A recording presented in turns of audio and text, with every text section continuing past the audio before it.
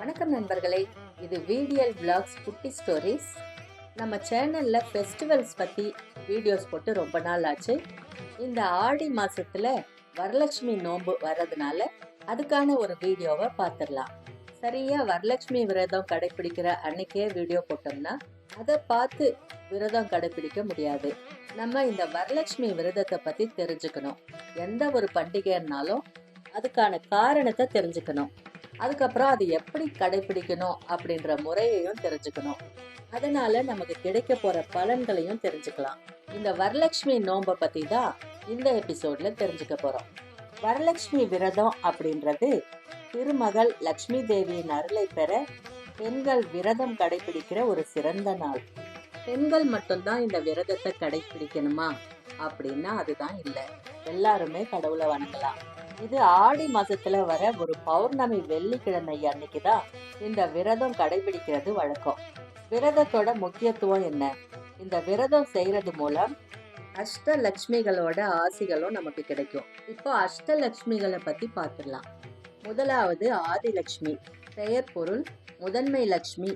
பண்பு பக்தி, ஆன்மீக வளம், அமைதி. வரம் ஆன்மீக அறிவு வழங்குதல். இரண்டாவது தனலட்சுமி. பணம் மற்றும் பொருள் வழங்குபவள். பண்பு செல்வ வளம், பொருளாதார நலன். வரம் பணம், நகை, நிலம் போன்ற வரங்கள். மூன்றாவதா தானியலட்சுமி. பெயர் பொருள் உணவுப் பொருட்கள் வழங்குதல். பண்பு பஞ்சபூதங்களின் அருள், பசுமை வளம். வரம் சந்தோஷம் தரும் உணவு பாதுகாப்பு. நான்காவது கஜலட்சுமி. பெயர் பொருள் யானைகளுடன் அருளும் லட்சுமி. பண்பு ராஜபோகம், செல்வம், கௌரவம். வரம் அரச பதவி, அதிகார, செல்வம். ஐந்தாவது சந்தானலட்சுமி. பெயர் பொருள் பிள்ளைகளை அருளும் லட்சுமி. பண்பு புத்திர பாக்கியம், குடும்ப பாக்கியம். வரம் குழந்தை செல்வம் மற்றும் வளர்ச்சி. ஆறாவது வீரலட்சுமி. பெயர் பொருள் வீரத்தை அருளும் லட்சுமி. பண்பு தைரியம், போராளியின் சக்தி. வரம் துன்பத்தை மற்றும் வாழ்வின் போராட்டங்களை வெல்லும் மன வலிமையை வழங்குதல். ஏழாவதா விஜயலட்சுமி. பெயர் பொருள் வெற்றி தரும் லட்சுமி. பண்பு எல்லா முயற்சியிலும் வெற்றி.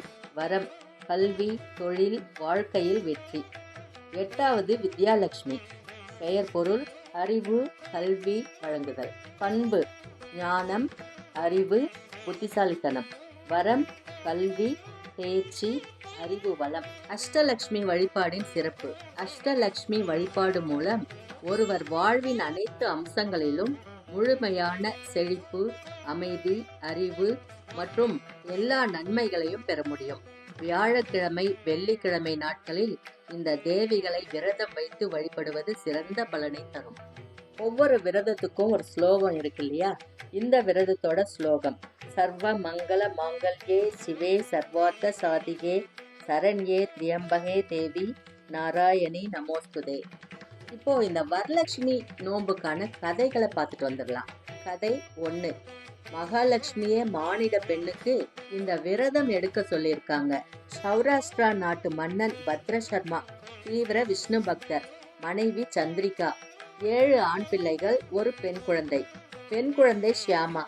சந்திரிகாவும் தெய்வ பக்தியோட நல்ல குணம், கல்வி, தான தர்மத்துல சிறந்துதான் விளங்கியிருக்காங்க. கோபம்னா என்னன்னே தெரியாத அமைதியான குணத்தோட இருக்கிறவங்க. அவங்க நல்ல குணத்தை பார்த்து அவங்களுக்கு ஆசி வழங்கலாம்னு ஒரு சுமங்கலி உருவத்துல ஒரு துவாதசி வெள்ளிக்கிழமை மகாலட்சுமி தாயார் ராணியோட அந்தப்புறத்துக்கு போயிருக்காங்க. அன்னைக்குன்னு பார்த்து சந்திரிகா வயிறு நிறைய சாப்பிட்டு வெத்தலை பாக்கு போட்டுட்டு இருந்திருக்காங்க. சுமங்கலி பெண்ணான மகாலட்சுமிய பார்த்து, அம்மா நீங்க யாரு, உங்களுக்கு என்ன வேணும், எதுக்காக இங்க வந்தீங்க அப்படின்னு கேட்டிருக்கா. நீ நல்லவதான், ஆனா லக்ஷ்மி தேவி அவதரிச்ச துவாதசி வெள்ளிக்கிழமை தினத்துல விரதம் இருந்து லக்ஷ்மி தேவிய வழிபடாம இப்படி வயிறார சாப்பிட்டுட்டு இருக்கியே, இது நியாயமா அப்படின்னு அவளோட தவற சுட்டி காட்டி கேட்டிருக்காங்க.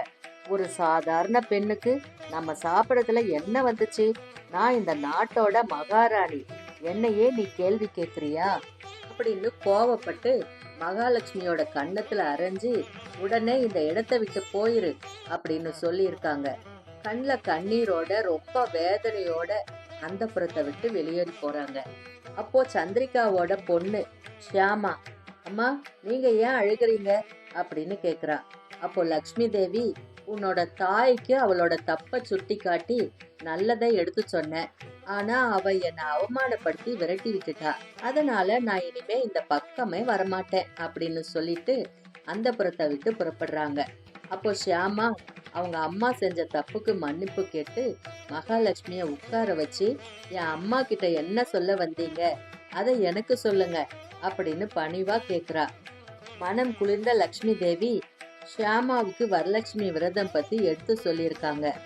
ஆடி வளர்ப்பிறைக்கு முன்னால வரக்கூடிய துவாதசி வெள்ளிக்கிழமையில 16 வகை செல்வத்தையும் வழங்கக்கூடிய லக்ஷ்மி தேவிய நினைச்சு பூஜை பண்ணிட்டு வா அப்படின்னு சொல்லிட்டு அந்த இடத்த விட்டு புறப்பட்டு போறாங்க.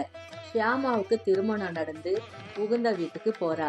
அங்க ஒவ்வொரு வெள்ளிக்கிழமையும் மகாலட்சுமிய பூஜித்து இந்த விரதத்தை நல்லபடியா செஞ்சுட்டு வந்திருக்கா. லக்ஷ்மி தேவிய அவமதிச்சு அடிச்சு விரட்டினதால பத்ரசர்மா மன்னன் கொஞ்சம் கொஞ்சமா எல்லா செல்வங்களையும் இழந்து அவனோட குடும்பமே வீதிக்கு வந்துருது. ஷியாமாவுடைய குடும்பம் அதிக செல்வத்தோட வாழ்ந்துட்டு வந்தாங்க. சந்திரிகாவும் பத்ரசர்மா மன்னனும் நாட்டை எதிரிகள்கிட்ட இழந்து காட்டுக்கு வர்றாங்க. இந்த செய்தியை கேள்விப்பட்ட ஷியாமா அவங்கள தன்னோட நாட்டுல தங்க வச்சு ஒரு சேவகன் மூலமா உணவு கொடுத்து காப்பாத்திட்டு வந்திருக்காங்க. ஒரு நாள் ஒரு பாத்திரத்துல நிறைய தங்க காசுகளை போட்டு இதை வச்சுட்டு எங்கேயாவது போய் பிழைச்சுக்கோங்க அப்படின்னு தன்னோட அப்பா அம்மா கிட்ட கொடுத்து அந்த இடத்த விட்டு போயிருக்கா ஷியாமா. பத்ரசர்மா மன்னன் ஷியாமா போன உடனே அந்த பாத்திரத்தை திறந்து பாக்குறாரு. பொன் நாணயங்களுக்கு பதிலா கரித்துண்டுகளா இருந்திருக்கு. இத உடனே ஷியாமாவுக்கு தெரியப்படுத்துறாரு. அப்பதான் ஷியாமாவுக்கு நினைவுக்கு வந்திருக்கு தன்னுடைய தாய் மகாலட்சுமிய அவமதிச்சது. அவளோட அம்மாவை கூப்பிட்டு நடந்த விஷயங்களை சொல்லி அவங்க செஞ்ச தவற சுட்டி காட்டி விரதம் இருக்கிற வழிமுறைகளையும் சொல்லி கொடுத்திருக்கா.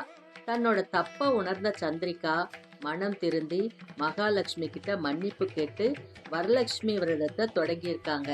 நாளுக்கு நாள் மாற்றம் நடக்க ஆரம்பிச்சிருக்கு. பத்ரசர்மாவுக்கும் மனசுல தைரிய லட்சுமி குடியேறி தன்னுடைய ஆதரவாளர்களை திரட்டி படையெடுத்து வந்து தன்னோட நாட்டை மீட்டு எடுத்திருக்காரு.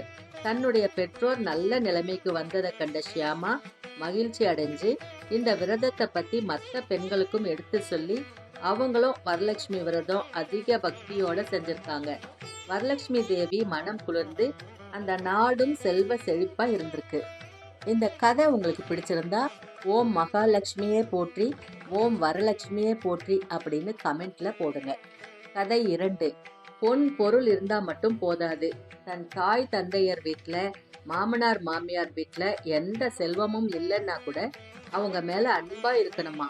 அப்படி இருந்தா மகாலட்சுமியோட அருள் கிடைக்கும் அப்படின்னு சொல்றாங்க. அந்த கதை என்னன்னு பார்க்கலாம். மகத நாட்டுல சாதாரண கிராமத்துல ரொம்ப ஏழ்மையான கணவன் குடும்பத்துல சாருமதி அப்படின்ற பெண் வாழ்ந்து வந்திருக்கா. தன்னுடைய கணவன் மாமனார் மாமியார் அவங்கள சாதாரண மனிதர்கள் போல நினைக்காம தெய்வத்துக்கு நிகரா நினைச்சு அவங்களுக்கு பணிவிடை செஞ்சுட்டு வந்திருக்கா. மாமனார் மாமியார் மேல மரியாதையோடும் பக்தியோடையும் கணவன் மீது அன்போடும் புகுந்த வீட்டு சொந்தங்களை மதிச்சு மரியாதை செய்யக்கூடிய சிறந்த பொண்ணா சாருமதி இருந்திருக்கா. சாருமதி மேல இறக்கப்பட்ட மகாலட்சுமி அந்த பொண்ணோட நல்ல மனச பாராட்டி அவளோட கனவுல தோன்றி வரலட்சுமி விரதம் இருக்கிற முறைய சொல்லியிருக்காங்க. வரலட்சுமி விரதம் கடைபிடிக்கிறவங்க வீட்டுல அஷ்டலட்சுமிகளோட நான் நிலையா தங்குவேன். என்னோட அருள் உனக்கு பரிபூரணமா கிடைக்கும். இந்த வரலட்சுமி விரதத்தை கடைபிடிச்சா மட்டும் போதாது, அடுத்தவங்களுக்கும் எடுத்து சொல்லணும். அப்பதான் உனக்கு புண்ணியம் கிடைக்கும் அப்படின்னு சொல்லியிருக்காங்க.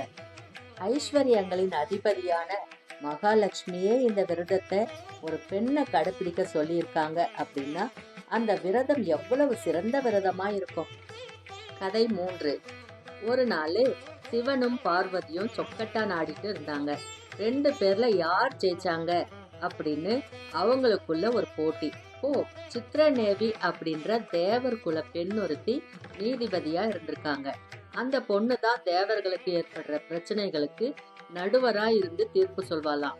இந்த சொக்கட்டான் விளையாட்டுல சிவனுக்கு ஆதரவா சிவபெருமான் தான் ஜெயிச்சாரு அப்படின்னு தப்பா தீர்ப்பு சொன்னதால கோபம் கொண்ட பார்வதி தேவி அந்த சித்திரநேவிய குஷ்டரோகியா பிறக்கும்படி சாபம் கொடுத்துடுறாங்க. சித்திரநேவி பாவ விமோசனம் கேட்டு பார்வதி கிட்ட காலில் விழுந்து கேட்டிருக்காங்க. வரலட்சுமி விரதத்தை நீ கடைபிடிச்சு வந்தா உன்னோட நோய் நீங்கும் அப்படின்னு பார்வதி தேவி சொல்லியிருக்காங்க. சித்திரநேவி பூலோகம் வந்து ஒரு குளக்கரையில உட்கார்ந்து வரலட்சுமி பூஜையை செஞ்சு சாபத்திலிருந்து விமோசனம் பெற்றிருக்காங்க. இப்போ இந்த நோன்பு எப்படி எடுக்கிறது அப்படின்றத பத்தி தெரிஞ்சுக்கலாம். வரலட்சுமி நோன்பு, கௌரி நோன்பு அதெல்லாம் எடுக்கிறோம் இல்லையா, அது வந்து குடும்பத்துல செஞ்சிருந்தாதான் எடுக்கணும்.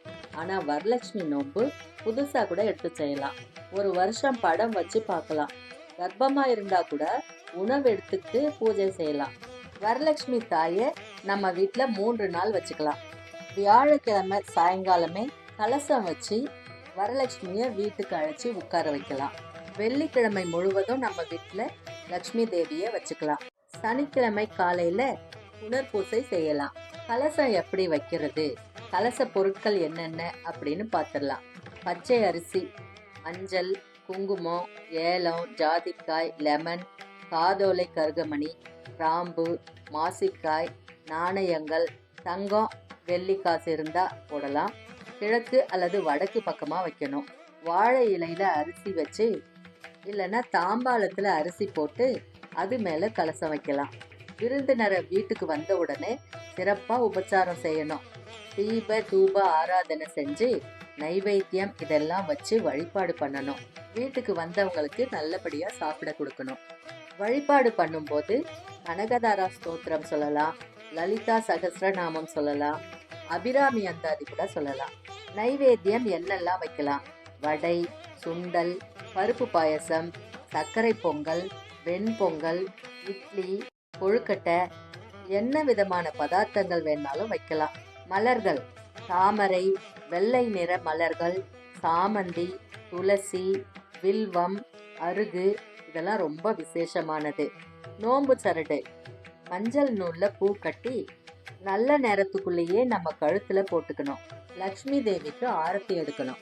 ஏன்னா அலங்காரம் பண்ணதுல அவ்வளோ அழகா இருப்பாங்க இல்லையா, அதை பார்த்து பார்த்து நம்ம கண்ணே பற்றும் இல்லையா, அதனால அவங்களுக்கு ஆரத்தி எடுக்கிறது ரொம்ப முக்கியம். குறைந்தது 5 அல்லது 7 சுமங்கலி பெண்களுக்காவது மஞ்சள், குங்குமம், தாம்பூலம், பூ, ஒரு பிளவுஸ் பீஸ் இதெல்லாம் கொடுத்து அவங்கள கௌரவிக்கலாம். இந்த பூஜையை சுமங்கலி பெண்கள் தான் செய்யணுமா, கணவன் இல்லாதவங்க செய்யக்கூடாதா அப்படியெல்லாம் இல்லை. நல்ல மனசோட யார் பூஜை செஞ்சாலும் லக்ஷ்மி தேவி ஏற்றுக்குவாங்க. தன்னுடைய குடும்பம் நல்லா இருக்கணும், குழந்தைகள் நல்லா இருக்கணும் அப்படின்றதுக்காக எல்லாருமே அந்த பூஜையை செய்யலாம். புனர்பூசை செய்யணும். புனர்பூசை அப்படின்றது அடுத்த நாள் சனிக்கிழமை பூஜை பண்ணிட்டு அரிசி டப்பால வைக்கலாம். அந்த அரிசியை எடுத்து பொங்கல் செய்யலாம், தேங்காயில ஏதாவது ஸ்வீட் செய்யலாம். அரிசி அதிகமா இருந்துச்சுன்னா நம்ம சமையலுக்கு கூட பயன்படுத்திக்கலாம். அதுல நம்ம வச்சோம் இல்லையா காசு, அதை எடுத்து நம்ம வீட்டுல பணம் வைக்கிற இடத்துல பத்திரமா வச்சுக்கலாம். துவாதசி வெள்ளிக்கிழமை நாள் அன்னைக்கு பூஜை செய்ய முடியாத ஒரு சூழ்நிலை ஏற்பட்டுருச்சுன்னா அடுத்த வாரம் வெள்ளிக்கிழமை செய்யலாம். அடுத்த வாரமும் முடியல அப்படின்னு ஆயிடுச்சுன்னா அடுத்து வர நவராத்திரி நாள்ல இந்த பூஜையை நம்ம செஞ்சுக்கலாம்.